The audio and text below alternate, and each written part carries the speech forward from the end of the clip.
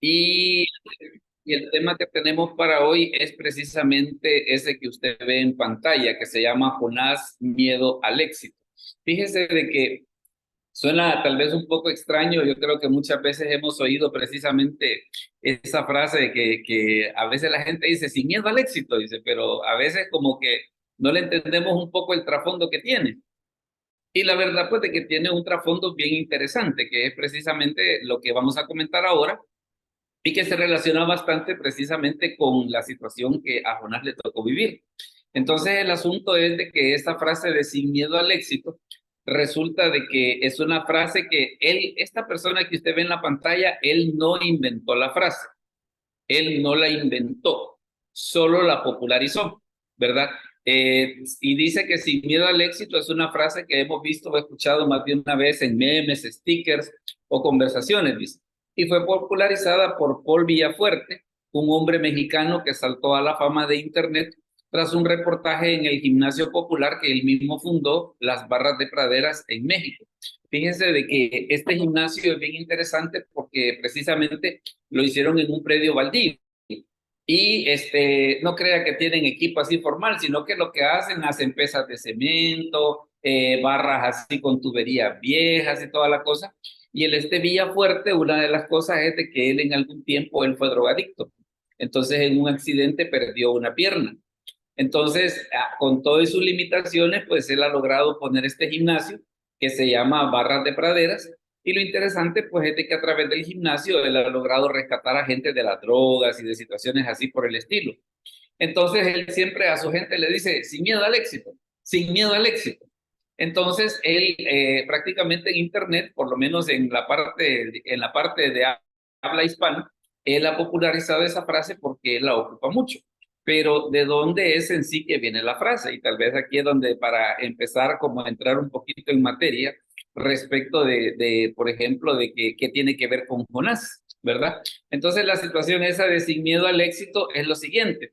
Porque resulta de que en psicología existe un complejo que se llama el miedo al éxito o complejo de Jonás. Y fíjese lo que dice esto, que es uno de los miedos más presentes en nuestra sociedad.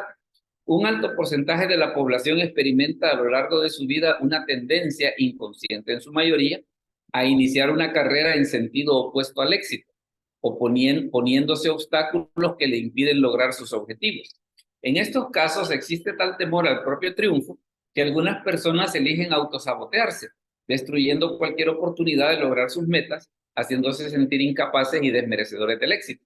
Sería, vaya, como que alguien pudiera decir, mire, fíjese que yo estoy en la universidad, pero es que yo no traigo para eso, ¿va? Entonces yo solito me estoy como autosaboteando, ¿va? O mire, yo quisiera poner un negocio, pero es que la verdad es que yo quisiera poner una pupusería, pero aquí hay un montón de pupuserías, ¿va? Entonces yo solito como que me estoy haciendo, como que me estoy echando la zancadilla para fracasar. Entonces esa tendencia es precisamente la que recibe ese nombre de miedo al éxito. Y que fíjese bueno, porque está el miedo al éxito y está el miedo al fracaso. El miedo al fracaso tiene la particularidad de ser paralizante e impide cualquier acción por temor a que pueda suponer un fallo que confirme la falsa creencia de ineptitud. Pero en el caso del miedo al éxito, mire lo que dice esta parte. El miedo al éxito es lo que el psicólogo estadounidense Abraham Maslow denominó como complejo de Jonás, inspirado en el pasaje bíblico en el que Dios encomendó a un comerciante llamado Jonás a que hiciese llegar su mensaje. Y este trató de resistirse a la llamada, no creyéndose capaz de hacerlo. Entonces, esa situación de que vaya, cuando se dice sin miedo al éxito, ¿por qué se inspiraron en Jonás? Es que Jonás es todo un caso, porque imagínense, Dios lo manda para que vaya a predicar a una ciudad y él no quiere ir. Y bueno, y notamos una cosa respecto de Jonás, de que Jonás como predicador fue un predicador, pero extremadamente exitoso, ¿va? Porque imagínense, solamente predica camino de un día en la ciudad y se convierte en 120,000 personas. Imagínense en la actualidad qué predicador quisiera poder hacer eso, ¿va? Y es bien tremendo de que a pesar de que Jonás tenía la posibilidad de que su mensaje fuera bueno, él no quería ir. Entonces, ese conflicto que él tenía precisamente entre el obedecer la voz de Dios, pero el no querer hacerlo, es lo que precisamente este señor Maslow le llama el complejo de Jonás, y de ahí es de donde nace esa frase de sin miedo al éxito. Entonces, por si usted, digámosle así, si no le había prestado atención que de dónde era que venía, pues es una frase de la psicología que está inspirada precisamente en la historia de Jonás. Ahora, ¿qué pasa si, por ejemplo, si entramos ya propiamente en el pasaje, hablando un poco acerca del profeta? Hablando acerca del profeta, nos topamos con lo siguiente. Hermana Sonia, si nos puede leer, por favor, Jonás 1 del 1 al 3.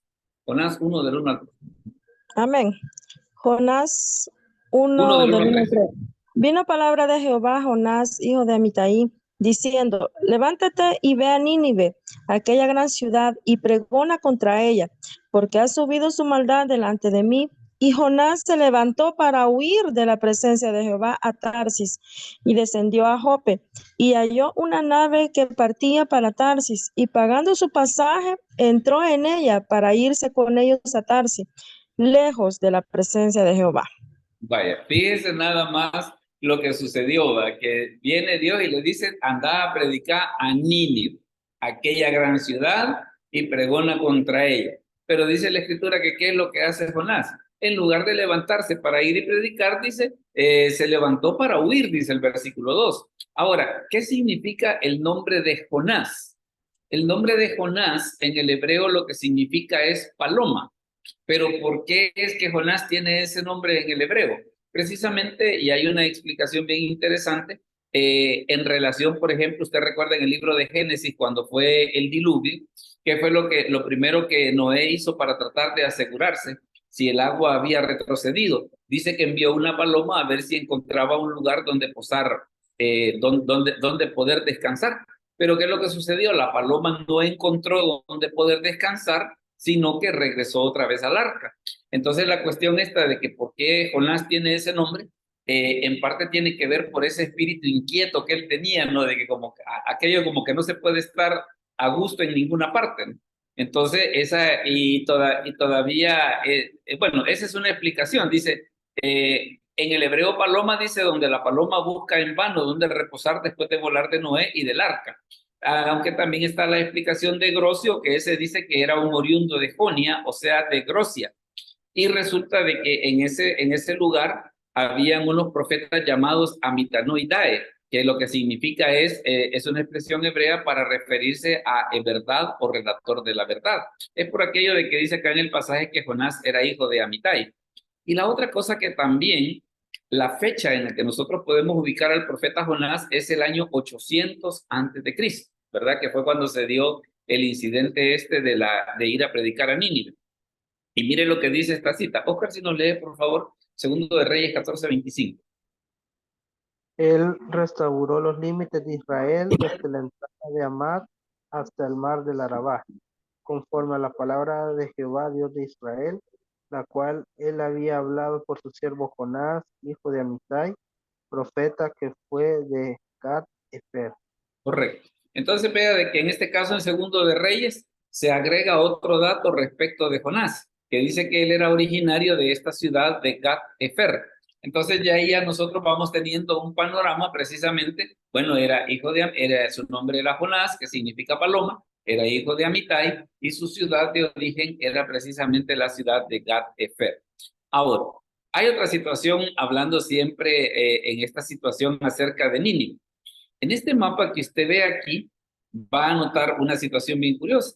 Y es precisamente digámosle así, la ubicación de algunos lugares que vale la pena pues que nosotros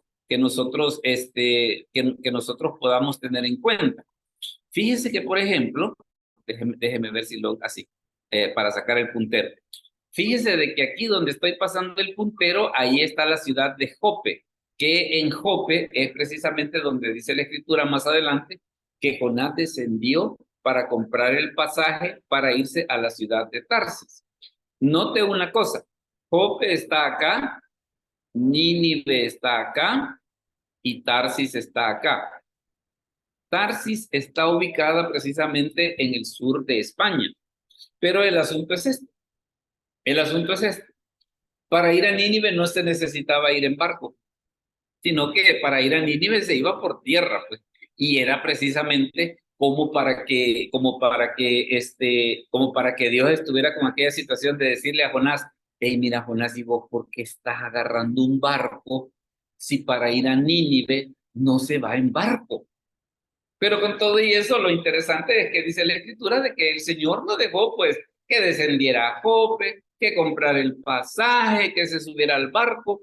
Y fíjense que en este mapa que está acá incluso hay una distancia aproximada de entre la ciudad de Jope y la ciudad de Tarsis de aproximadamente de 2.600 millas, ¿verdad? Ese es más o menos un aproximado de la distancia que había entre un lugar y el otro. Y la otra cosa que también está en el mapa acá es esto, mire, la ubicación de Gat Efer, que era la ciudad de donde Jonás era originario. Pero claro, Dios lo manda a Nínive, que Nínive está acá. Nínive está acá. ¿Y qué es lo que hace Jonás? En lugar de eso, dice, desciende a Jope, compra un pasaje para irse a Tarsis. Usted se fija que nada que ver a dónde Dios lo estaba mandando y hacia dónde él se estaba yendo. Definitivamente que el tipo estaba perdido, pues. Pero claro, era parte precisamente de ese conflicto y de esa lucha que él tenía por no querer ir a predicar a Nínive. Ahora, ¿y por qué razón Jonás no quería ir? Lo que sucedía era esto, miren, es que los israelitas en la época de Jonás, entre Israel y Nínive, habían enemistades. Entonces, ¿qué era lo que sucedía? A Jonás pues como que se le puso un poco cuesta arriba el hecho de que Dios le dijera, anda a predicar a aquella ciudad.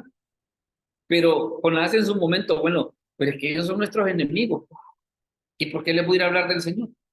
¿Por qué les voy a ir a decir que Dios tiene, por qué les voy a ir a decir de que Dios tiene un mensaje para ellos, pues? Entonces como que no dejaba de sonar un poco contradictorio y era por eso que Jonás no quería ir. Entonces, claro, usted ve la situación esta precisamente de que a dónde está Jope, a dónde está Nínive y a dónde está Tarsis, y definitivamente de que Jonás en esa su aventura de subirse al barco andaba totalmente reperdido. Hay una cosa bien curiosa respecto de Jonás y que los comentaristas hablan acerca de esto, de que prácticamente Jonás es el único profeta de los profetas, entiéndase, tanto de los mayores como de los menores, que es enviado a predicar a una nación gentil, ¿verdad? En este caso, pues, a Nínive. Esa es una curiosidad. Y precisamente lo explican bajo el hecho de que es parte de la situación de que el mensaje de Dios estaba planeado para ser para toda la humanidad.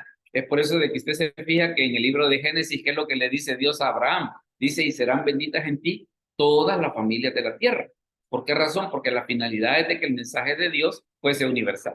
Pero en este momento don Jonás está con la cuestión esa que le dicen, anda a Nínive, y él ¿qué hace? Agarra un barco para irse para Tarsis, y que estamos hablando de que hay una distancia aproximada de 2.600 millas entre Jope y Tarsis. Nada que ver a donde Dios lo estaba mandando. Bueno, pero con todo y eso, pues el Señor lo deja que se suba al barco y mire qué es lo que va a suceder.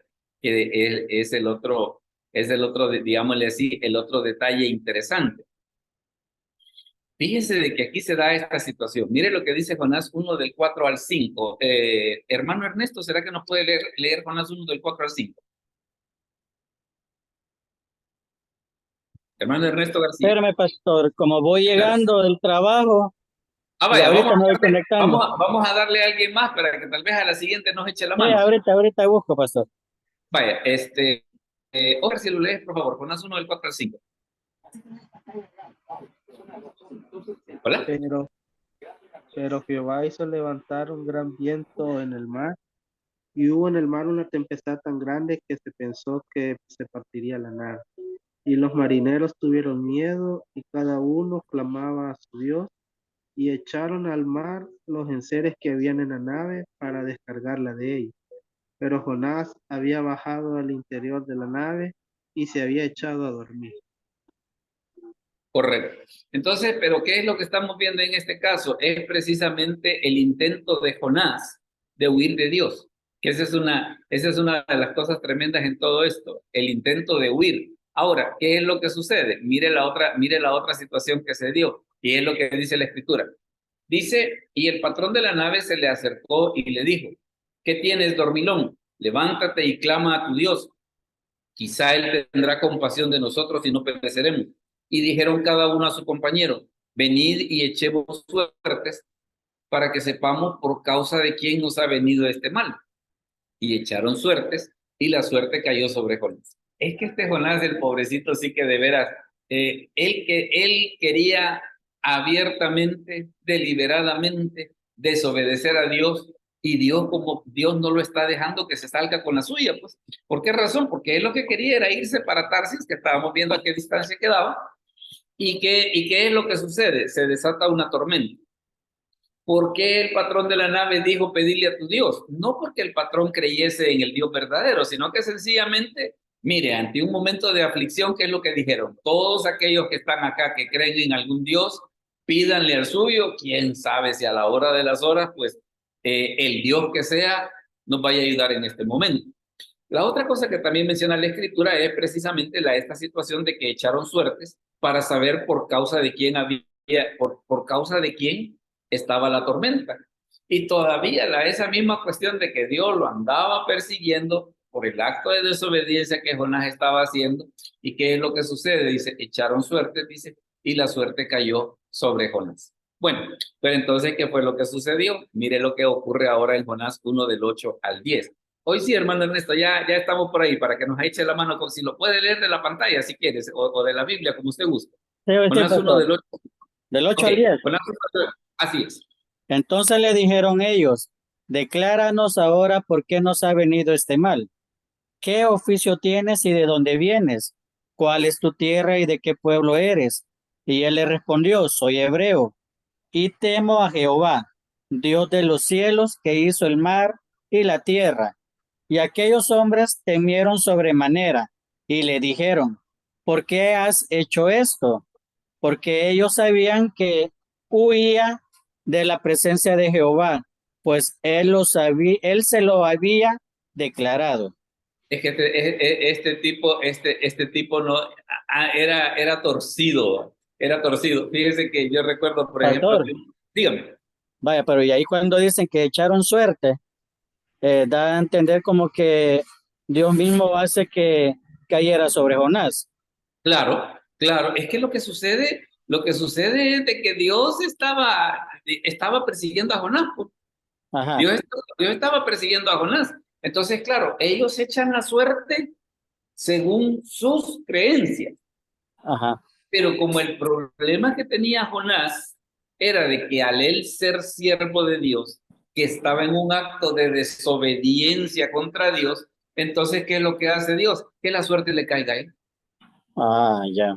¿Verdad? Y fíjense de que en este aspecto es una situación un poco fea, ¿no? En el sentido de que a veces hay quienes dicen, bueno, ¿y por qué yo antes cuando era inconverso yo podía hacer cosas malas y no me pasaba nada? Y yo hoy que medio quiero hacer una cosa mala, que medio me quiero echar una mi cervecita, me descompongo el estómago, me golpean el carro, y a cuenta de qué, pues, es que lo que sucede, y es una situación que muy importante que hay que considerar, de que ahora que somos hijos de Dios, una de las cosas que dice la Escritura es que Dios al que ama disciplina y azota a todo aquel que recibe por hijo.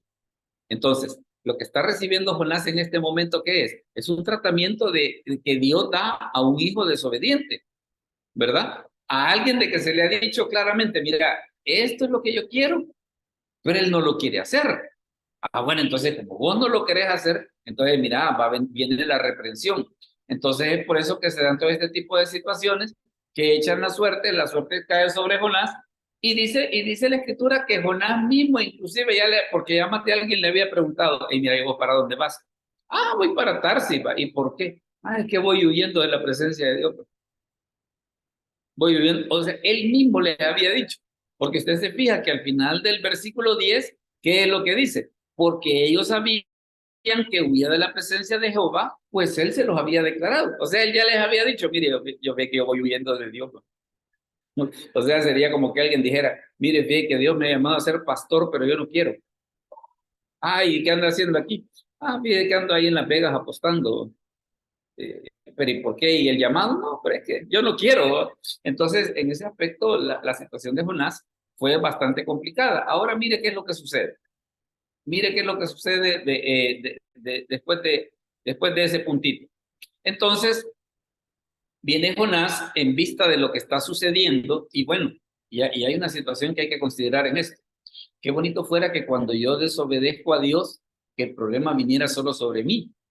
El problema es de que muchas veces cuando nosotros pecamos llevamos a un montón de gente de encuentro. Vaya, por ejemplo, el mal testimonio de un pastor, la gente no dice, mire, ese pastor, sino que dice la iglesia, los evangélicos. Entonces, el problema a veces es de que el mal testimonio de una persona, ¿qué es lo que hace? Arrastra a los demás, que es lo que le está pasando a Jonás en este momento. Él era el desobediente, pero por ese acto de desobediencia sí van a morir todos los del barco, pues. Entonces, en vista de eso, mire la decisión que toma Jonás. Y al menos en ese aspecto, pues hemos de decirle de que aquí sí hay una decisión un poco valiente. Hermana Sonia, léanos por favor Jonás 1 del 11 al 13. Jonás 1 del 11 al 13. Amén. Y le dijeron, ¿qué haremos contigo para que el mar se nos aquiete? Porque el mar se iba embraveciendo más y más. Él les respondió, tomadme y echadme al mar, y el mar se os aquietará, porque yo sé que por mi causa ha venido esta gran tempestad sobre vosotros. Y aquellos hombres trabajaron para hacer volver la nave a tierra, mas no pudieron, porque el mar se iba embraveciendo más y más contra ellos. Entonces se da cuenta, el desobediente era Jonás, pero se iba a llevar de encuentro a un montón de gente que nada tenía que ver en el negocio. Y esa es una cosa que el libro de Jonás nos enseña. El hecho de que a veces el mal testimonio de un creyente puede arrastrar a mucha gente. ¿Verdad? Puede arrastrar a mucha gente que no tiene nada que ver, pero por la desobediencia de nosotros, por el mal testimonio de nosotros, híjole, va a haber un montón de gente que va a salir dañada. Ahora mire lo que sucede. Acá en el 1 del 14 al 17. Oscar, si lo lees, por favor. Jonás 1 del 14 al 17. Entonces clamaron a Jehová y dijeron, te rogamos ahora, Jehová, que no perezcamos nosotros por la vida de este hombre, ni ponga sobre nosotros la sangre inocente, porque tú, Jehová, has hecho como has querido. Y tomaron a Jonás y le echaron al mar, y el mar se aquietó de su furor. Y temieron aquellos hombres a Jehová con gran temor, y ofrecieron sacrificios a Jehová y hicieron votos. Pero Jehová tenía preparado un gran pez que tragase a Jonás, y estuvo Jonás en el vientre del pez 3 días y 3 noches. Vale, entonces mire qué es lo que sucede. Al menos en ese aspecto, Jonás toma una decisión bien valiente, en el sentido de decir, vaya, ok, es mi culpa. Yo soy el desobediente, Dios me anda persiguiendo a mí, y no es justo de que ustedes sufran producto de mi mala decisión. Entonces, ¿qué es lo que hace? Échenme al mar porque Dios anda detrás de mí y al menos si me ahogo, o sea, lo que suceda, va a ser producto. Y vea qué curioso eso de que él estaba, pero bien consciente. Él estaba bien consciente que si alguien desobedecía a Dios, Dios lo castigaba. Es que por eso es de que Jonás es esa situación que veíamos al principio, ¿no? Esa situación de sin miedo al éxito. Aquello de que yo sé que voy a triunfar y a pesar de eso no lo quiero intentar, no lo quiero hacer. Entonces, Jonás en ese aspecto estaba claro de que el problema era él, que Dios lo andaba persiguiendo y que la solución que él tenía, la forma fácil de resolver el problema es tíreme al mar. Ahora, fíjense que aquí se da otra situación y tiene que ver con lo siguiente, tiene que ver con la cuestión del pez, ¿verdad? Porque lo que sucede con esto del pez es de que vaya, por ejemplo, hay traducciones como por decirle algo, la Reina Valera de 1909, que en la Reina Valera de 1909 dice que era una ballena, ¿verdad? Pero fíjense que aquí se da una situación, vaya. Si vemos, por ejemplo, cuál es la palabra que se ocupa en el texto hebreo, allí no habla acerca de ballena, sino que la palabra que se ocupa en el texto hebreo es esta palabra que está acá, mire, es la palabra dad, para hablar acerca del pez. ¿Y eso qué significa? Significa pez, pero no está definiendo pez. O sea, no dice ballena, es tiburón, no está diciendo nada de eso. sino simplemente dice que es un pez. Y fíjense que en este caso el léxico hebreo caldeo de Gesenios dice también llamado de ser maravillosamente prolífico. La palabra no especifica el tipo de pez. Entonces, en ese aspecto, a pesar de que en la Reina Valera de 1909 decía que se lo tragó una ballena, en la del 60, precisamente al ver esa situación de que el hebreo no especifica, ¿qué es lo que hicieron? Mejor pusieron un pez que se tragase a Jonás. Eso sí lo vemos desde el punto de vista del hebreo. Ahora, ¿qué pasa, por ejemplo, si lo vemos desde el punto de vista del griego? Porque lo que sucede es de que el pasaje también aparece en los evangelios. Por ejemplo, en Mateo 12:40, ¿qué es lo que dice la Escritura? Porque como estuvo Jonás en el vientre del gran pez 3 días y 3 noches, así estará el Hijo del Hombre en el corazón de la tierra 3 días y 3 noches.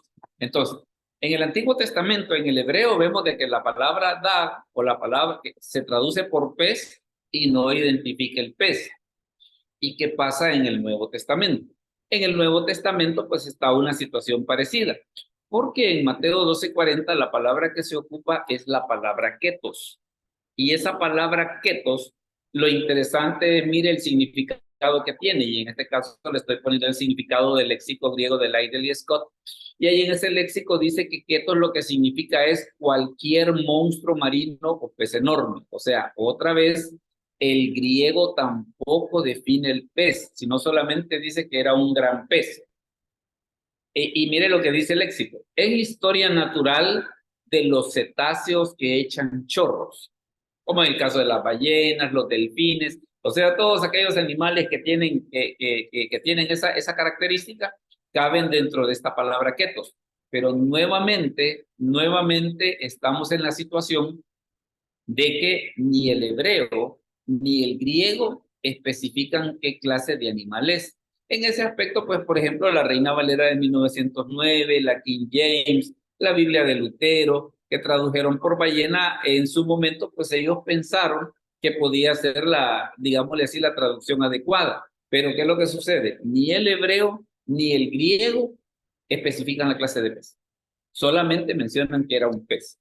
Ahora, ¿qué clase de pez pudo ser? ¿Verdad? Porque aquí es a donde entramos a otra situación. ¿Qué clase de pez pudo ser? Fíjese de que, por ejemplo, hay un libro muy interesante que yo le recomiendo, si usted no lo tiene, que lo compre, que se llama Enciclopedia Explicativa de Dificultades Bíblicas. El autor de este libro se llama Samuel Vila, y en ese libro se da una explicación respecto del pez, y mire lo que dice en ese libro. Dice, Frank Bullen dice, nos habla de ballenas que al morir arrojan todo el contenido del vientre, y de una ballena especial perseguida y muerta, cuyo alimento arrojado del vientre consistía en cosas de tamaño enorme, algunas de las cuales se parecían del tamaño de nuestra casita de a bordo, o sea, de la del barco, que era de 8 pies por 6 por 6. Dígame, hermano Jaime, perdón. Hola. Pastor, Dígame.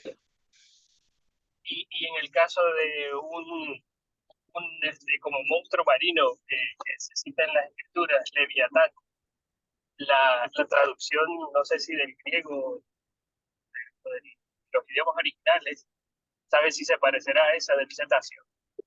No, es que en el caso de Leviatán lo que significa es animal torcido. Y en el caso de Leviatán lo que sucede es que por el contexto en que se encuentra es más una descripción de Satanás que de algún animal que nosotros conozcamos, ¿verdad? Porque como ahí en Job 41, que es donde se habla acerca de Leviatán, ¿qué es lo que sucede? Bueno, desde el 38 hasta el 40 son las preguntas que Dios le está haciendo a Job sobre qué sabe él respecto de las cosas que existen. Después le habla acerca del Leviatán, y después de que están todos esos 4 capítulos, entonces, ¿qué es lo que sucede? A Job cae en la cuenta y dice, de veras, yo hablaba lo que no entendía, ¿va? Entonces, ya en el capítulo 42, ¿qué es lo que dice? Yo te preguntaré y tú me enseñarás. Pero en ese caso de Leviatán, y quizás creo que podemos dedicar un día para hablar acerca de él, es una referencia a Satanás. Es básicamente la descripción que da allí, y porque al final del capítulo dice que es rey sobre todos los soberbios, a quien se refiere es a Satanás. Está descrito de esa manera. Y era como una forma de darle la clave a Job sobre por qué le estaba pasando lo que le estaba pasando, ¿verdad? Entonces, en ese caso, pues digamos que son dos pececitos que no tienen nada que ver uno con el otro. Ahora, lo interesante del caso, volviendo a la explicación de este Frank Cullen, dice de que cuando se dan casos de que cuando una ballena muere, arroja todo lo que tiene en el estómago. Entonces, ¿qué es lo que sucede? Una ballena sí traga, y fíjense la explicación, dice, una ballena sí tragaría sin dificultad media docena de hombres. Así que la oposición a la narración bíblica bajo el punto de vista de la boca de la ballena no se funda en conocimiento alguno superior, sino en la ignorancia. Y es que el asunto es porque hay quienes dicen, mire, ¿cómo puede ser ballena si la ballena tiene una garganta bien chiquita? ¿Verdad? Pero ¿qué es lo que sucede? En este caso, este Frank Cullen, que él, una de las cosas que fue un novelista británico y también trabajó durante muchos años como marino, entonces él de primera mano pudo ver cómo es el comportamiento de la ballena, sobre qué tanto pueden tragar y ese fenómeno curioso, de que cuando una ballena muere, vomita todo lo que tiene en su estómago. Entonces, si lo vemos desde ese punto de vista, pues la verdad que no es tan improbable como parece, pues el hecho de decir, mire, ¿qué animal pudo ser? Claro, si lo vemos desde el punto de vista, ya sea del hebreo o del griego, ni el hebreo ni el griego especifican qué animal era, ¿verdad? Que era, voy a retroceder precisamente para los que no habían visto esa parte. Ni el hebreo ni el griego especifican el tipo de animal. Algunas traducciones ponen como ballena, pero no es porque el hebreo lo diga, no es porque el griego lo diga, sino que es una suposición del traductor pensando de que qué animal grande puede ser que cumpla esas características, una ballena. Pero ya esa ya es, por decir así, como una suposición del traductor. Pero asumiendo que fuera ballena, es por eso de que está esta explicación que estábamos leyendo acá, que está en la enciclopedia explicativa de dificultades bíblicas, sobre de que sí, efectivamente, las ballenas pueden tragarse un montón de cosas. Y en este caso, pues, es la opinión de primera mano de un marino, pues, que vio durante muchos años cómo es que las ballenas se comportan, ¿verdad? Entonces, es por eso de que ahí está la explicación esa de que sí, perfectamente, aunque la Biblia no lo especifica, pero si alguien pensase, mire, y puede ser una ballena, pues la verdad que puede. La verdad que puede, pero también están, por ejemplo, los tiburones ballena, por ejemplo, que esos también son algo grandecitos. Esos también son algo grandecitos. Y eso se lo pueden tragar a uno enterito y sin masticar ni nada, ¿va? O sea, de que si hay animales grandes que se lo puedan tragar a uno en el mar, pues la verdad que, y hay algo otro que incluso que tal vez nosotros ni conocemos. Algunos ni conocemos que pueden tener esa situación. Luego fíjense de que está otro asunto, si seguimos avanzando precisamente en esta cuestión de Jonás, y tiene que ver con lo siguiente, con el arrepentimiento de Jonás, el arrepentimiento de Jonás. Y mire lo que sucede en este caso con el arrepentimiento de Jonás. Hermano Manuel, ¿será que nos puede leer Jonás 2, 1 y 2? No va en tráfico que nos pueda ayudar con la lectura. ¿Hola? Bueno, si no, hermano Ernesto, nos ayuda por favor con Jonás 2, 1 y 2. Ahorita, pastor, ahorita. Ahí lo puede leer de su pantalla si no lo tiene a la Sí. mano. Entonces oró Jonás a Jehová su Dios desde el vientre del pez y dijo, invoqué en mi angustia a Jehová y él me oyó. Desde el seno del Seol clamé y mi voz oíste. Correcto. Vea qué interesante de que qué lugar más extraño para orar, ¿no? El vientre de un pez debajo del mar. Tal vez lo bueno de todo esto, ¿sabe qué es? Mire, nadie, fíjese bien, nadie, hablando acerca de un creyente o incluso de una persona inconversa, puede caer tan bajo de un lugar donde Dios no lo pueda rescatar. Porque a veces el sentimiento de la gente, ¿cuál es? Híjole, no sé, es que para lo que yo he hecho, aquí ni Dios puede sacarme. Yo evangelizando me he topado con personas así. Una vez, por ejemplo, me dice una persona, porque yo hablándole del Señor, y me dice, yo soy caído, me dice, y en la iglesia donde yo me congregaba, dicen que no hay reconcilio. Imagínese qué fea esa situación de que a alguien le diga, no, mire, si que usted no tiene perdón de Dios. Un poco feo, ¿eh? Pero ¿qué es lo que pasa? Vea en este caso que dice la escritura, entonces oró Jonás a Jehová su Dios desde el vientre del pez, y mire lo interesante del caso, invoqué en mi angustia a Jehová y él me oyó. Y mire lo que dice el versículo 7, dice, cuando mi alma desfallecía en mí, me acordé de Jehová, y mi oración llegó hasta ti en tu santo templo. Y luego dice el versículo 9, mas yo con voz de alabanza te ofreceré sacrificio, pagaré lo que prometí, la salvación es de Jehová. Y mandó Jehová al pez y vomitó a Jonás en tierra. O sea, ese fenómeno que estábamos viendo en el libro de las dificultades bíblicas, lo que ocurre con las ballenas cuando mueren, de que si tienen algo en el estómago, lo echan. Lo echan. Incluso fíjese que en el caso de las ballenas se da una situación bien terrible, porque a veces, por ejemplo, se mueren en el mar. ¿Y qué es lo que sucede? Se empiezan a podrir en el mar, pero lo que sucede es de que se empiezan a hinchar. Y un fenómeno que dicen que es bien peligroso, pero peligrosísimo, es estar cerca de esas ballenas muertas cuando están hinchadas, porque puede ser de que exploten. O sea, esos animalitos en ese aspecto son un poco terribles, ¿va? Pero vemos esa situación de que eso fue precisamente lo que Dios ocupó. ¿Para qué? Para llamar la atención de Jonás en el sentido de decir, bueno, mira, criatura, ya hiciste tu acto de desobediencia y ahora vas a ir, ¿verdad? Y ahora vas a ir. Ahora mire qué fue lo que sucedió. Dice en Jonás 3, del 1 al 3. Vino palabra de Jehová por segunda vez a Jonás, diciendo, levántate y ve a Nínive, aquella gran ciudad, y proclama en ella el mensaje que yo te diré. Y se levantó Jonás y fue a Nínive, pero mire qué interesante en este caso, conforme a la palabra de Jehová. O sea, ¿qué es lo que sucede? Hoy sí vaya, pues hoy sí voy a ir. Y hoy sí va. Y dice, y era Nínive ciudad grande en extremo de 3 días de camino. Luego, si seguimos siempre hablando acerca de lo que pasó con Jonás, aquí se da todavía otra situación, mire, hablando un poco acerca de la ciudad de Nínive. Fíjese de que la ciudad de Nínive, el comentario exegético nos dice algunas situaciones sobre la ciudad. La exposición de Jonás es confirmada por escritores paganos que describen a Nínive como de 480 estadios de circuito, que es una descripción que da Diodoro Siciliano, que es un escritor de la época. Heródoto define que un día de viaje eran 150 estadios. Así pues, 3 días de viaje serían muy por debajo de lo estimado por Diodoro. Los muros tenían 29 metros de altura y eran bastante anchos como para permitir que 3 carruajes anduviesen de frente, y tenía además 1500 torres elevadísimas. En el espacio que había entre los muros, tenía Nínive casas en su amplia extensión, inclusive grandes parques y tierra cultivable. O sea que si había una cosa que Nínive tenía, era que no era una ciudad pequeña. No era una ciudad pequeña. Menciona la escritura que dice que Jonás predicó en ella camino de un día, pero mire la aclaración que hace el comentario.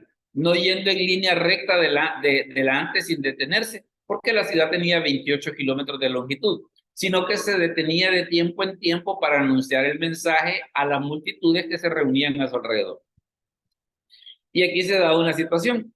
Hay una teoría que dice de que en parte Jonás llamó la atención de la gente. Vaya, como él había estado en el vientre del pez, y es una situación que además de alguien describe que le ocurre porque se han dado casos modernos, le cuento, se han dado casos modernos de pescadores que son tragados por ballenas. Y lo que sucede es de que, por ejemplo, uno que rescataron después de 2 días de estar en el vientre de la ballena, lo que le sucedió es que la piel se le había emblanquecido. Entonces es muy probable de que Jonás haya llamado la atención en el sentido de decir, ¿y a este qué le pasa que anda la piel toda chele? Entonces se da esa situación de que probablemente no, pero vamos al asunto, que el mensaje de Jonás, pues como que no era un mensaje muy agradable, pues.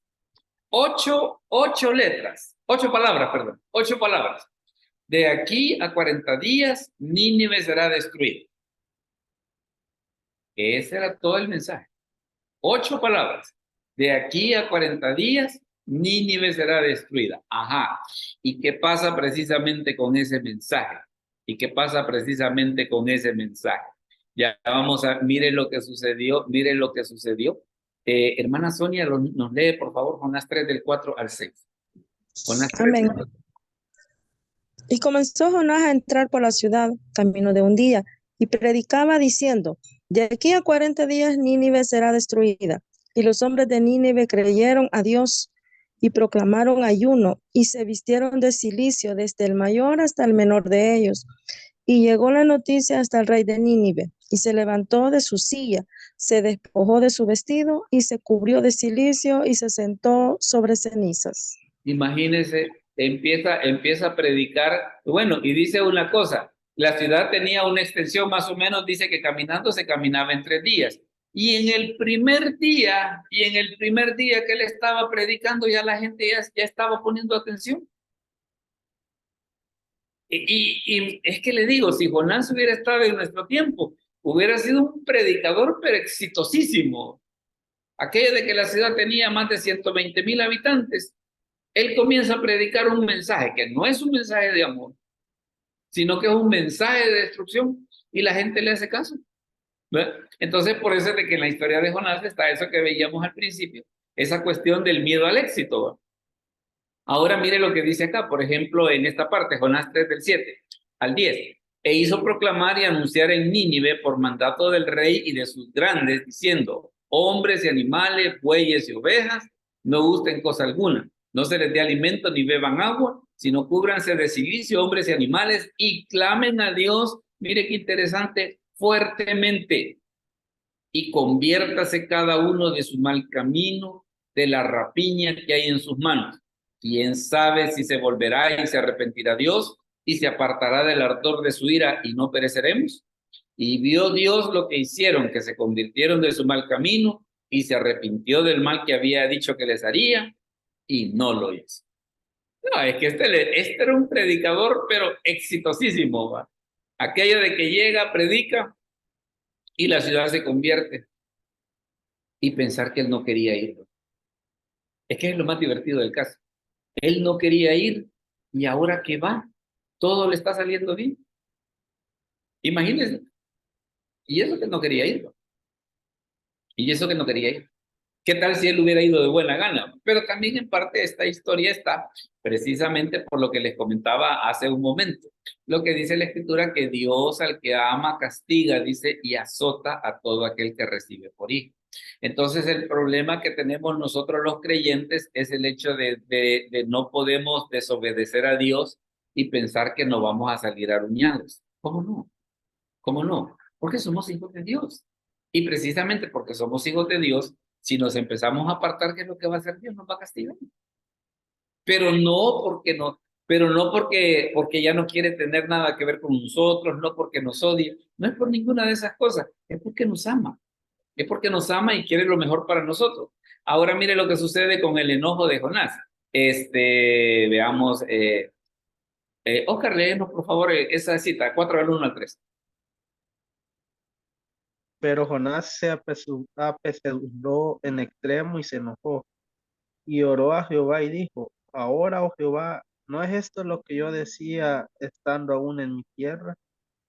Por eso me apresuré a huir a Tarsis, porque sabía yo que tú eres Dios clemente y piadoso, tardo en enojarte y de grande misericordia, y que te arrepientes del mal.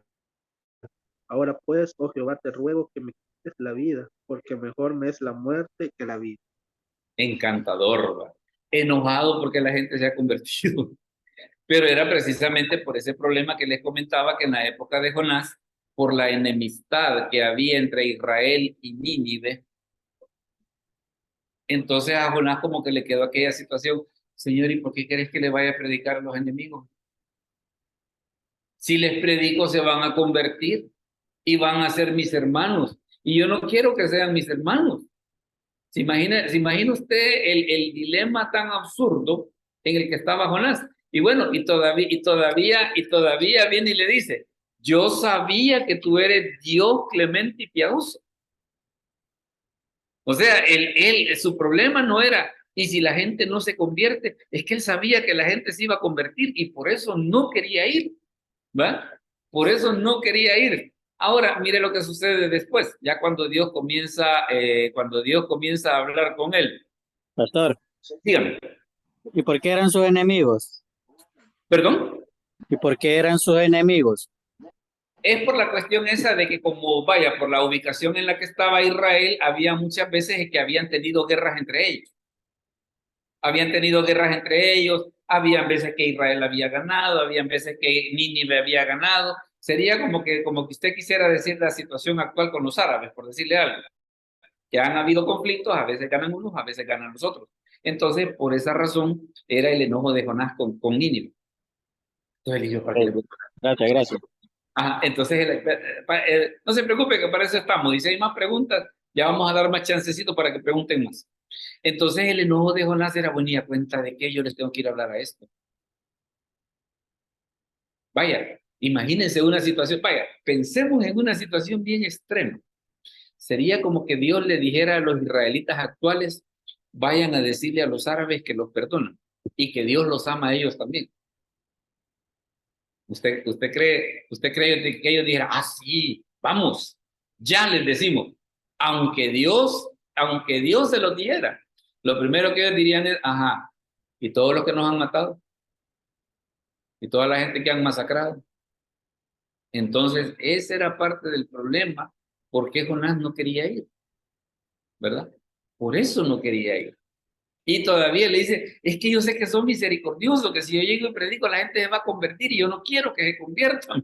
Imagine qué absurdo. Ahora mire lo que sucede, lo que sucede acá, en el 4, del 6 al 7. Y preparó Jehová Dios una calabacera, la cual creció sobre Jonás, para que hiciese sombra sobre su cabeza, y le librase de su malestar. Y Jonás se alegró grandemente por la calabacera.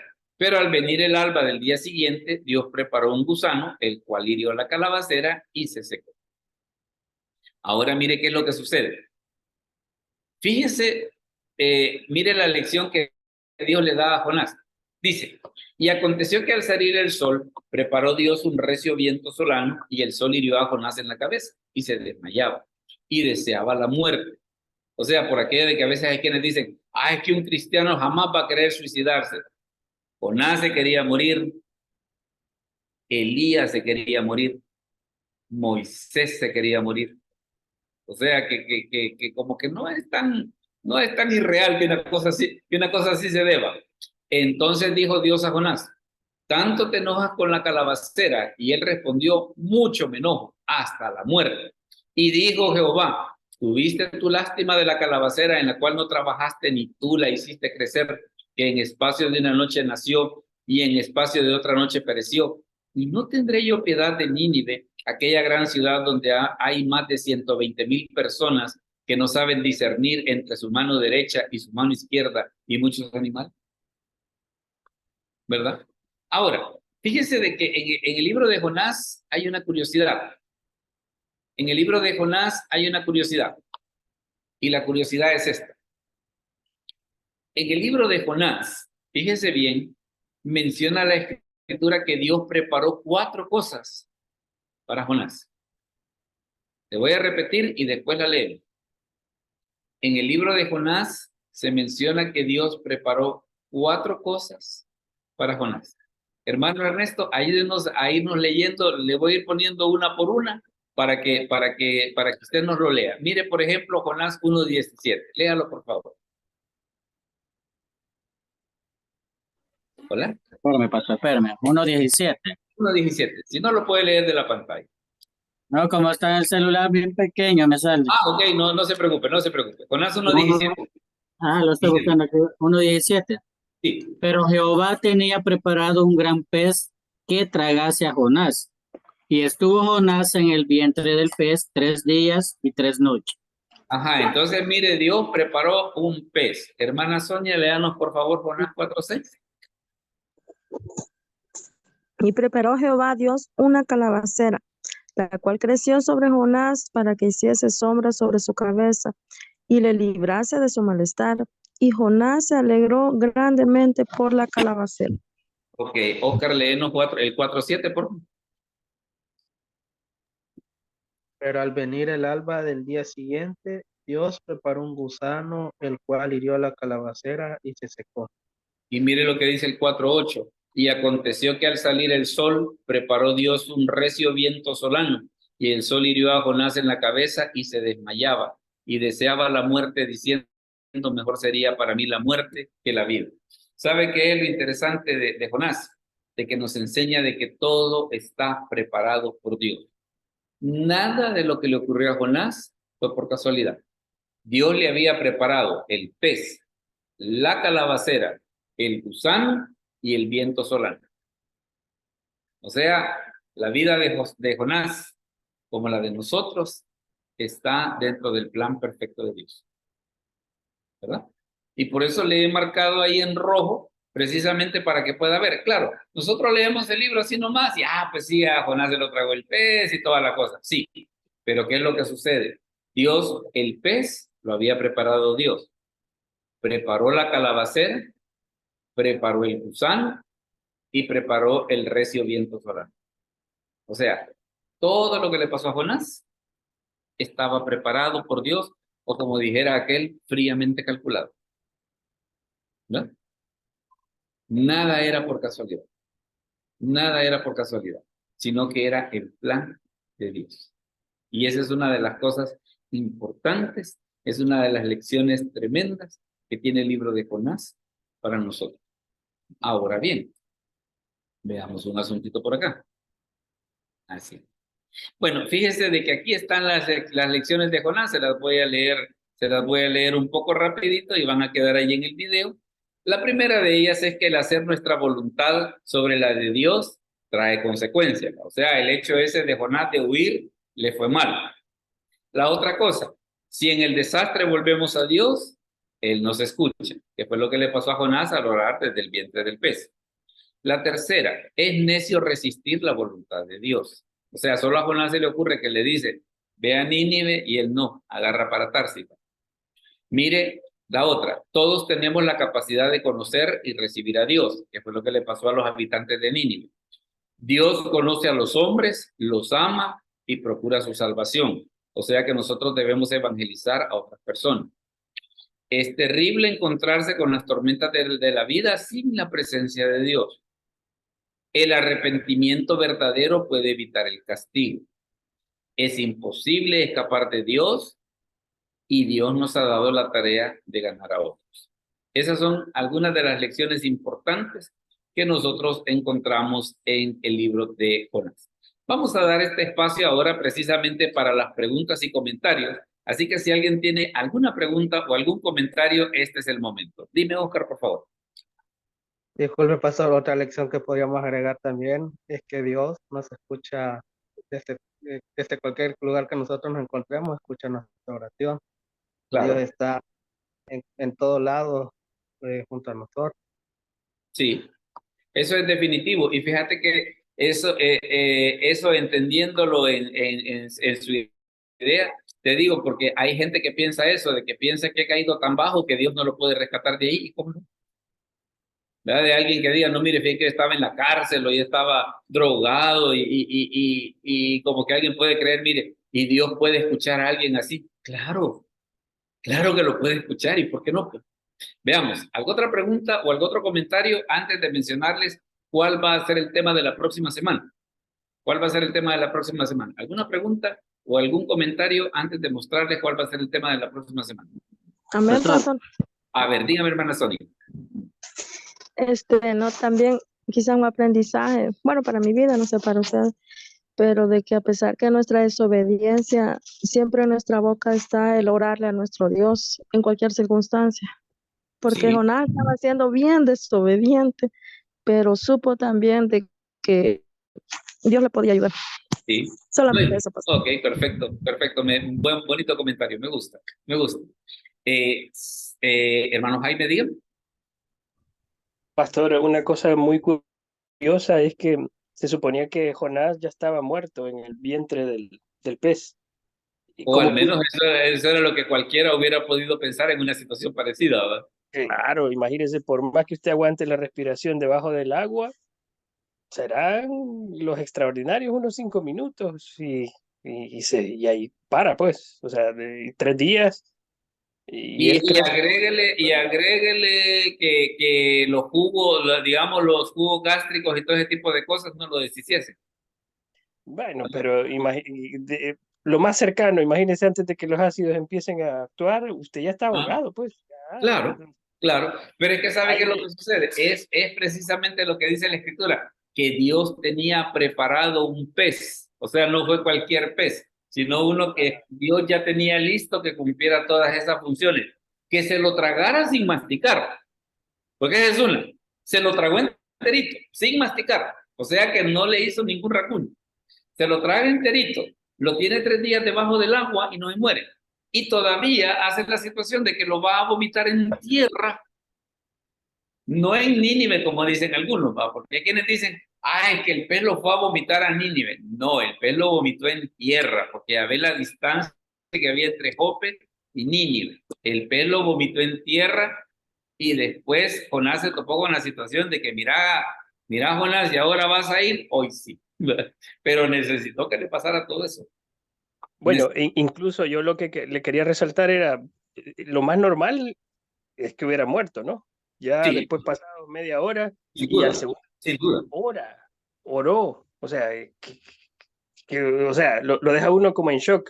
¿Será que uno después de que muere todavía el alma está ahí en el cuerpo un par de días como para pensar de que todavía puede orar? No. ¿Sabe qué es lo que está sucediendo y por qué Jonás hace esa observación? Por lo que dice Jesús en Mateo 12:40, de que como estuvo Jonás en el vientre del pez, entonces el incidente de Jonás era un tipo de lo que a Cristo le pasaría entre su muerte y su resurrección. Por eso es que él dice, desde el Seol clamé a ti.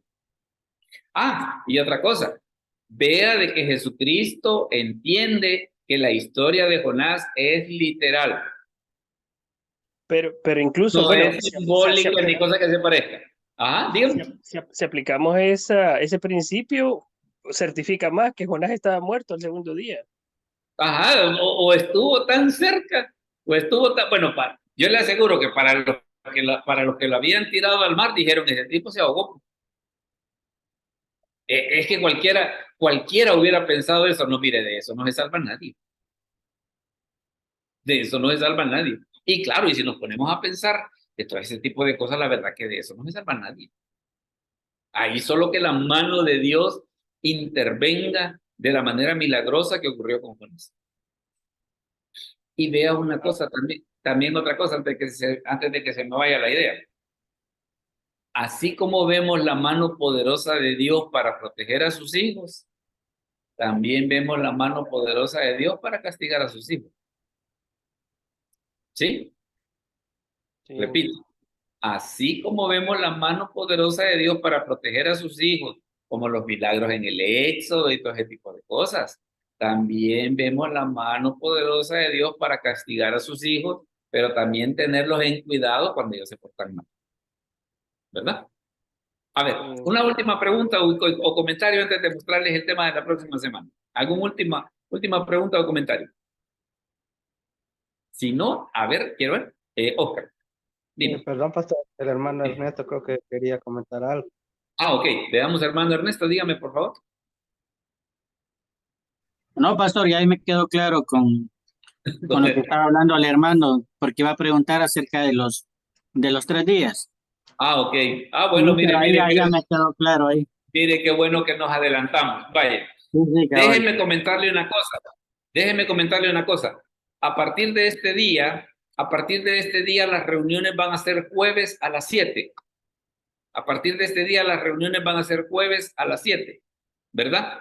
Para que, si usted quiere invitar a alguien más para que esté en la reunión presencial, va a ser los jueves a las 7 con el enlace de Zoom que compartimos en los chats, ¿verdad? Así que a partir de la próxima semana ya no va a ser miércoles, sino que va a ser jueves a las 7. ¿Y cuál va a ser el tema que vamos a tener para la próxima semana? Ahorita se lo muestro. Ahí dice 17 de abril, pero va a ser el 25 de abril. Ya voy a hacer el cambio para el aviso. La próxima semana vamos a hablar acerca de las langostas del Apocalipsis. Ese va a ser el tema de la próxima semana. Las langostas del Apocalipsis. Recuerde que va a ser el jueves 25 de abril a las 7 de la noche. Por si usted lo Perdón, pastor, perdón. dígame. Yo quiero disculparme porque el día jueves, fíjese que yo no puedo porque tengo servicio en la iglesia. Hoy porque me quedé, Bueno. pero la mayoría de jueves tengo privilegios, fíjese. Entonces, Bueno, pero cuando pueda, no, o lo si voy a- no, o si no después el video se va a subir a YouTube, ¿va? Va, sí, sí, El ahí lo veo. video, el video se va a subir a YouTube para que usted lo pueda compartir. Y es que también el problema está de que hay otros hermanos que no pueden miércoles exactamente por la misma razón, ¿verdad? Y yo también ahorita he adquirido un compromiso miércoles que prácticamente me es difícil, o a menos que lo hiciéramos martes. Martes sí podría. No, tampoco, solo miércoles descanso en la iglesia, fíjese. Ay, bueno, ni modo, porque sí le digo, hay hermanos de miércoles que no se pueden conectar exactamente por la misma razón. Pero de cualquier manera no se preocupe. Cuando usted pueda conectarse, va a ser bienvenida. Cuando no, el video se sube a YouTube, ¿verdad? Sí, está bien, bendiciones. De hecho, este se va a subir y más tarde se lo vamos a compartir a ustedes, ¿verdad? Así que ese va a ser el tema de la próxima semana, las langostas del Apocalipsis. Así que no me queda pues más que agradecerles de que nos hayan acompañado en esta noche. Así que nada más lo que vamos a hacer es que le voy a pedir que incline su rostro y vamos a orar al Señor. Padre, te damos gracias por este momento, gracias por la reunión de esta noche, por los hermanos que estuvieron presentes, por los que van a oír este video posteriormente, que pueda ser de bendición para sus vidas. Te lo agradecemos en el nombre de Jesús. Amén. Bueno, mis hermanos, el Señor le bendiga. Más tardecito se va a subir a YouTube y se los vamos a compartir a ustedes. Si no se ha suscrito, pues háganos el favor de suscribirse y de compartir.